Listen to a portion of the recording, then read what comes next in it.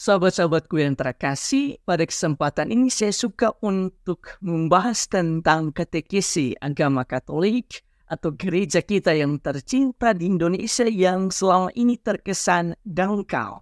Satu hal yang miskin dari katekesi agama Katolik di semua jenjang, terutama bagi kaum muda, ialah pertanyaan dasar. Mengapa? Orang dijejali apa praktek agama Katolik dan bagaimana dipraktek. Tetapi jarang sekali diajarkan mengapa dipraktekkan begitu. Mengapa praktek itu masuk akal untuk dilakukan. Dengan kata lain, kurang ada penekanan pada pertanyaan mengapa menjadi Katolik. Maka tak heran ketika kita bertemu dengan saudara-saudara agama lain, terkadang kita tidak bisa menjawab pertanyaan mengapa dari mereka. Padahal sejumlah orang dari mereka dibekali dengan kapasitas untuk merontokkan iman orang Katolik yang notabene selama ini terkadang tidak dibekali dengan pengetahuan soal mengapa.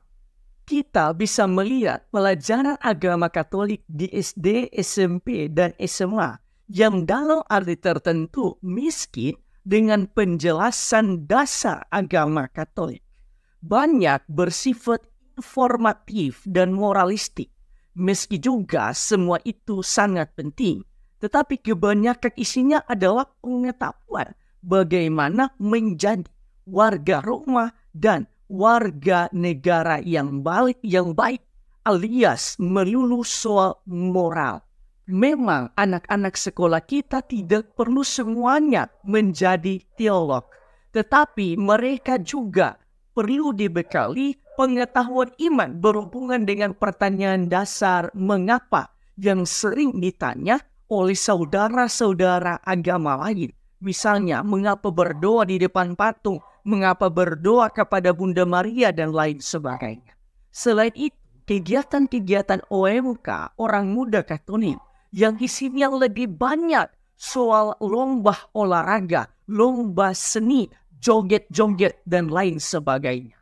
Kalaupun ada materi intelektual, kebanyakan soal leadership, ekonomi wirausaha, dan aneka soft skill lainnya.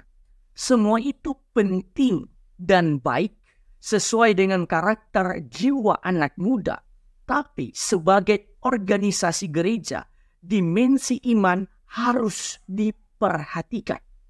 Sisipkan salah satu sesi untuk yang bernuansa apologetika atau bernuansa pembelaan iman. Sahabat-sahabat, Tuhan mengajarkan kita mencintai Dia dengan segenap hati, dengan segenap tenaga, dan juga dengan akal budi.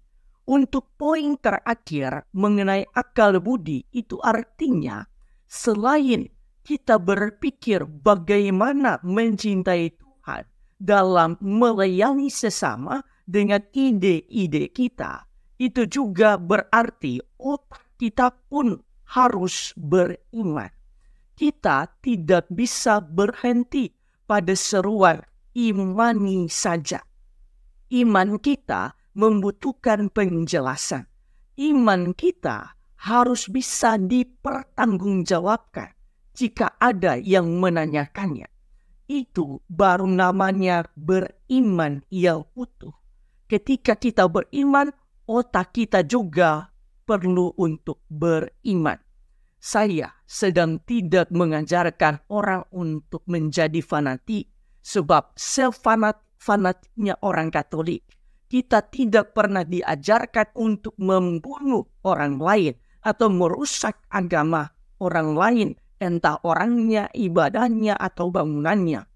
Fanatiknya orang Katolik bisa dilihat sebagai contoh dengan kokohnya iman dan besarnya kasih Bunda Teresa dari Kalkuta untuk semua manusia dengan latar belakang apa saja. Karena itu, saya berharap semoga katekesi pengajaran iman dan apologetika atau pembelaan iman di tengah-tengah umat semakin bertumbuh. Karena itu, jika Anda memiliki pertanyaan, bisa Anda tanyakan di kolom komentar. Saya akan berusaha menjawabnya, supaya saya tidak hanya berbicara tentang katekesi yang dangkal, tetapi turut memberikan solusi terhadap apa yang saya kritisi. Tuhan memberkati Anda semua.